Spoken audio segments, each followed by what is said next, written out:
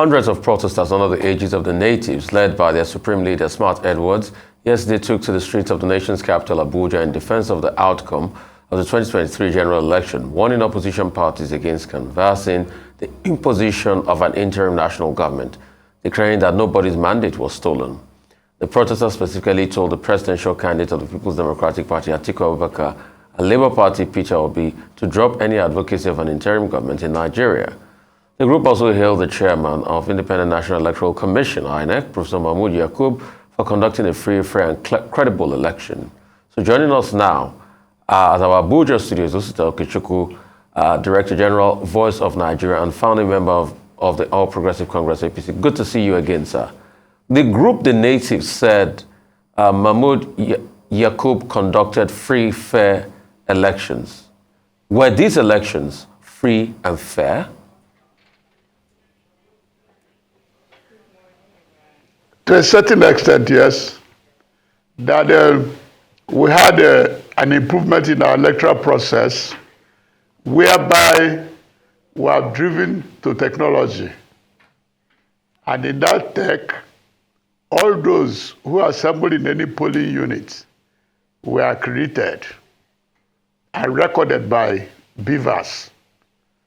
I think it's a major leap because in all ramification, there are about 7 or so governors that wanted to return to the Senate,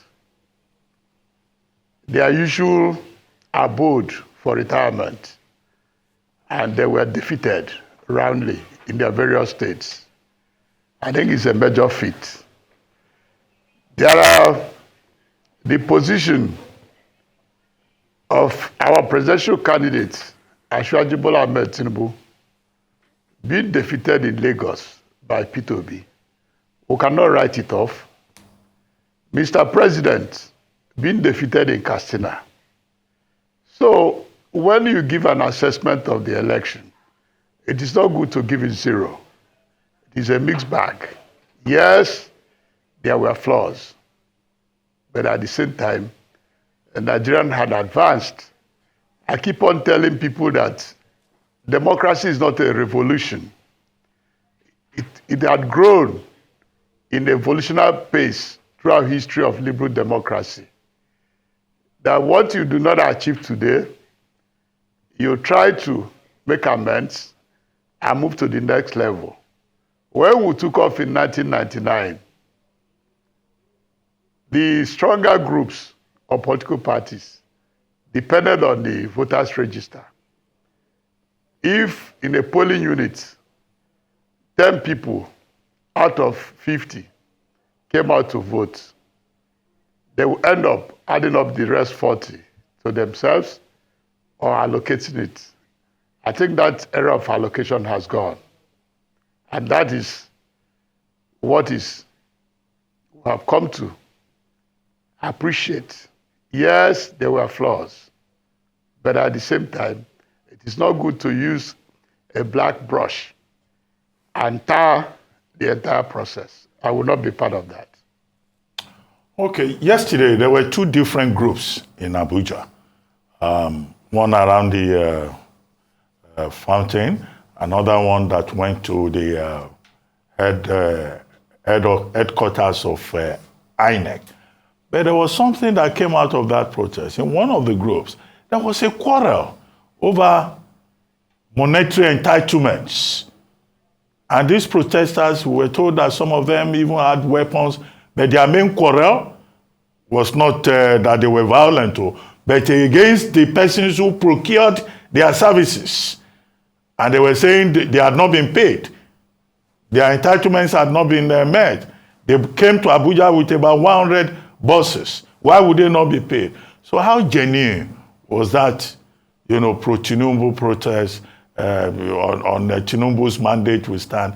If a political group, has to procure the services of protesters to say INEC did well, our candidate won, and then the other group was saying people should congratulate the president-elect.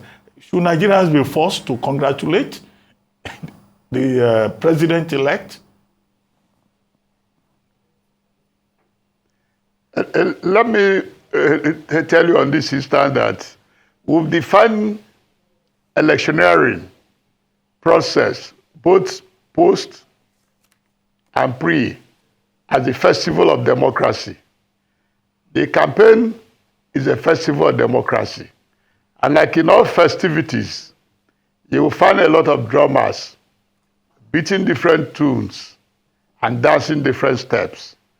I think this should be regarded as one of them because we are in a democracy governed by the rule of law. And the law had specified sequence of when the political parties will do their primaries, present their candidates, and gave a given timetable for elections.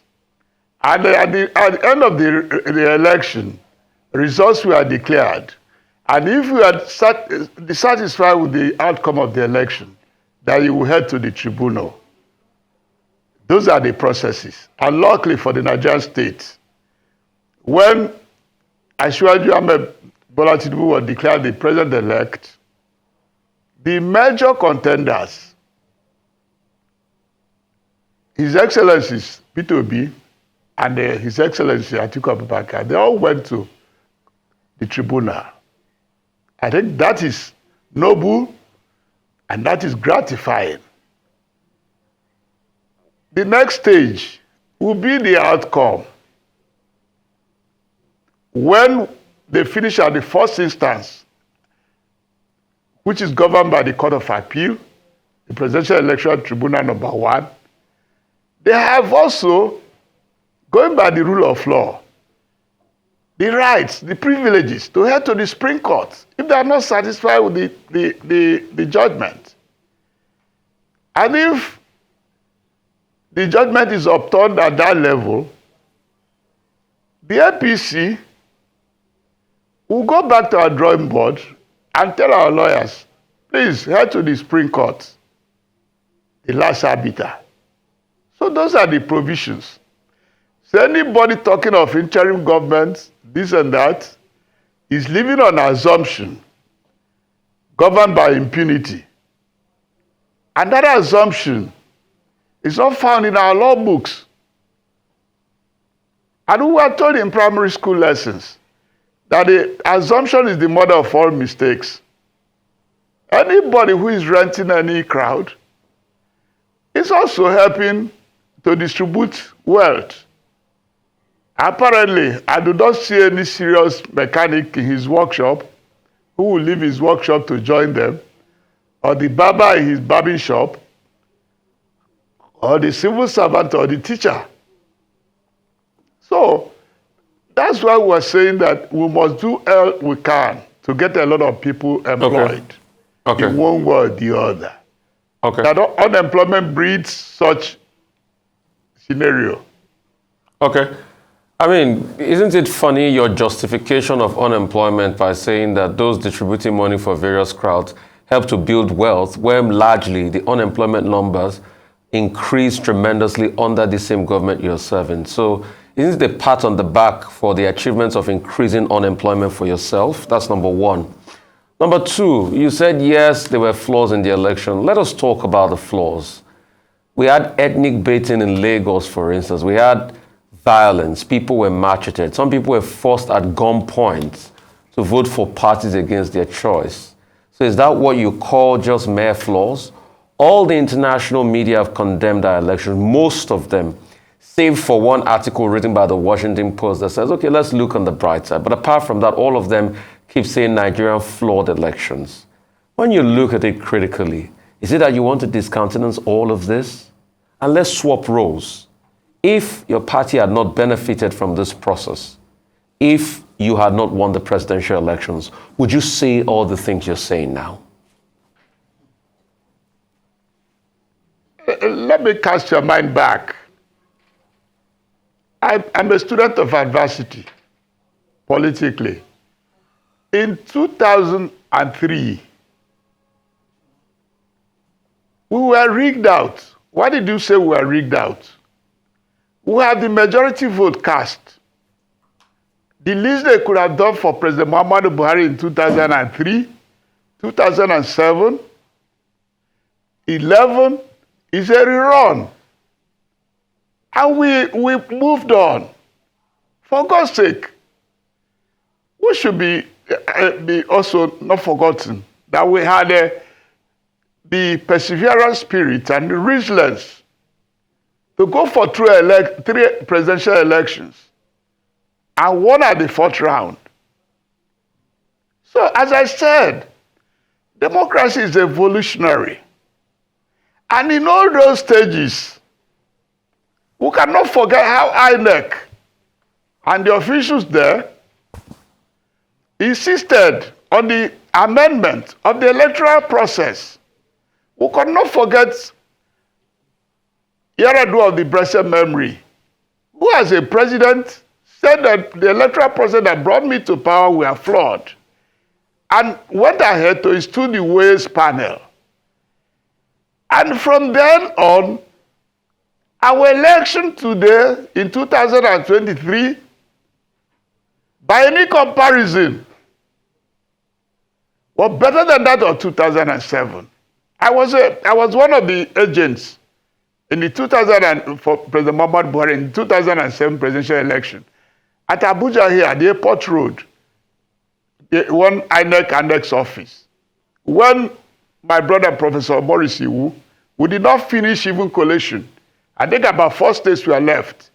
He walked out to the media platform with the papers in hand, announced result, and disappeared. That cannot happen today, for God's sake. It can't happen today. But that was what happened today, sir. I challenge you, sir. I challenge you, but that was what happened today. Because when you look at it, elections result was not even completed on the IREV before the announcement of the presidential election results was done. And parties raised objection, but they were not listened to. So if you're saying that cannot happen today, exactly what Morris Iwu did then was what happened today. Because you know the position of the IREV. The IREV was not complete in terms of results before the final results were announced. I don't know whether you've gone through the petition of His Excellency Peter Obi and Atiku Abubakar. If you have gone through that, you know it's not the same.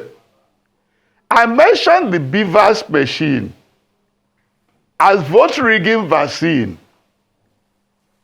In the Morris Iwu's instance, there was no data in place.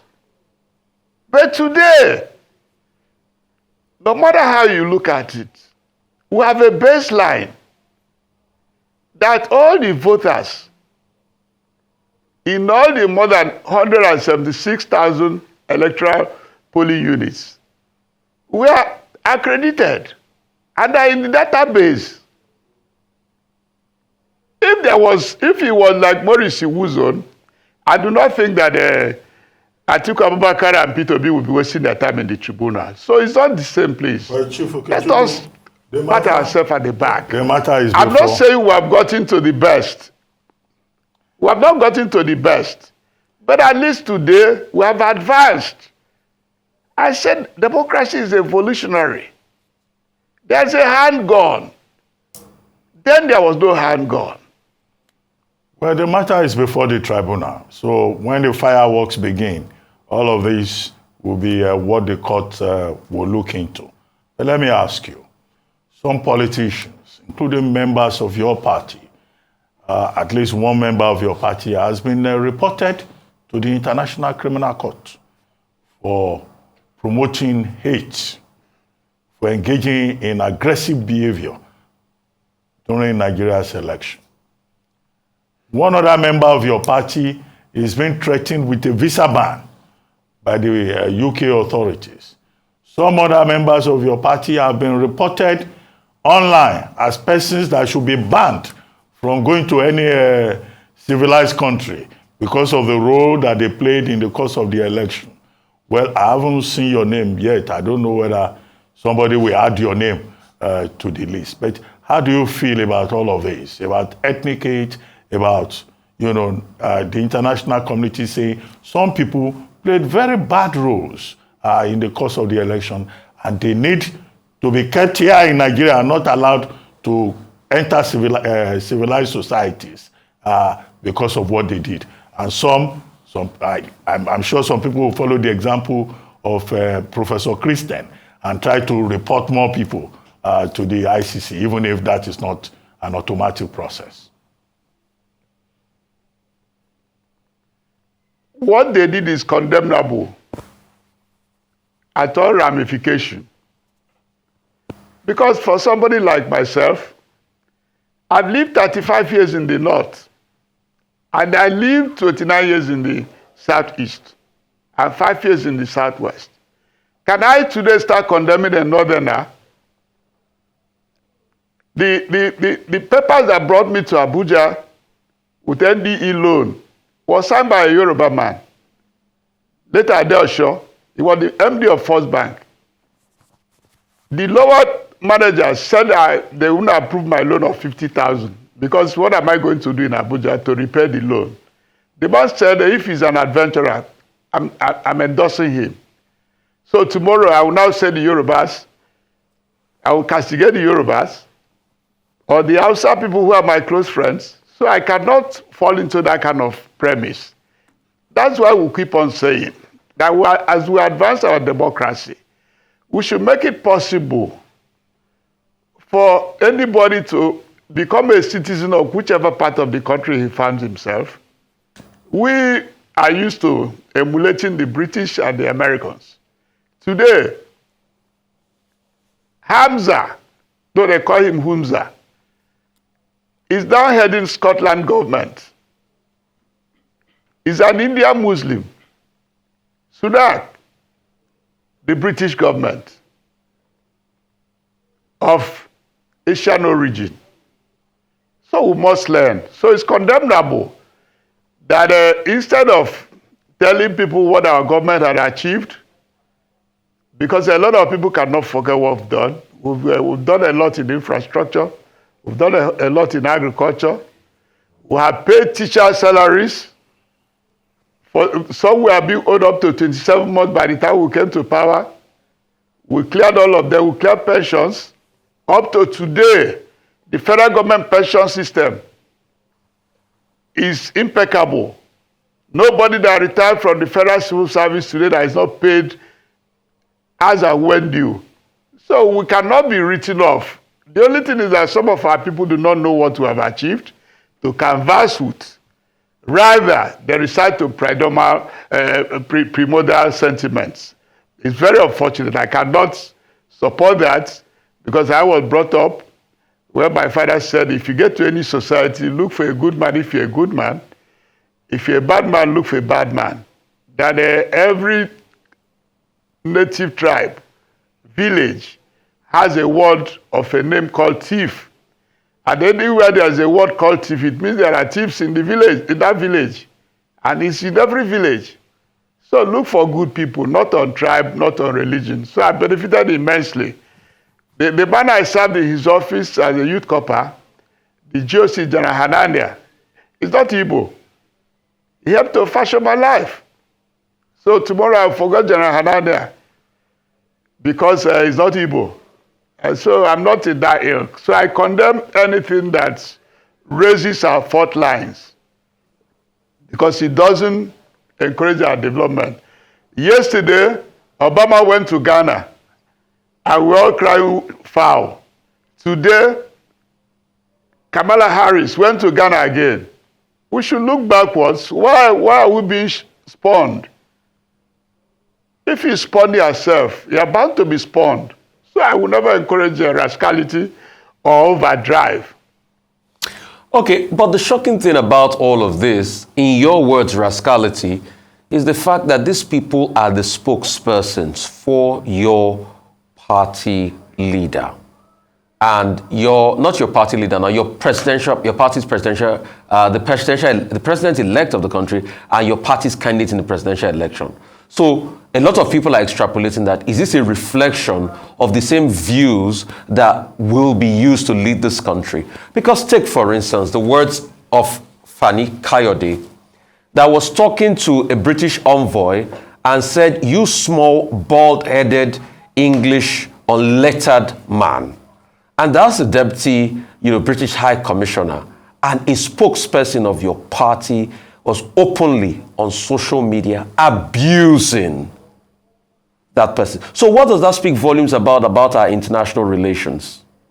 Because the next day we are close to go to Britain for aid, but we can treat everybody else this way because they say, oh, we didn't do this process well. The president-elect that I know from 1989, they were in PF, the default PF, who were Liberal Convention. And we had a lot of meetings. Do not reflect such statements. Otherwise, did you ask yourself why the northern governors of APC sat together, wrote a letter to Mr. President on June 4th before the primaries, and said, we are going south. We will, in national interest, jettison our own ambition to become president. We are going to choose from the south. And at the end of the day, landed in Asiwaju's table. Why did they go for Asiwaju? It's because of his compassion, his empathy. He was giving helps. He was assisting people unannounced. So I don't think that what they are saying, after all, if you know about my friend Fani Kaede, he came from PDP. So some of these are people that transferred. So I don't think his statement reflects Asiwaju's own position. That is what I can say in this instance. Well, thank you very much, Mr. Osita Okechukwu, for joining us on The Morning Show.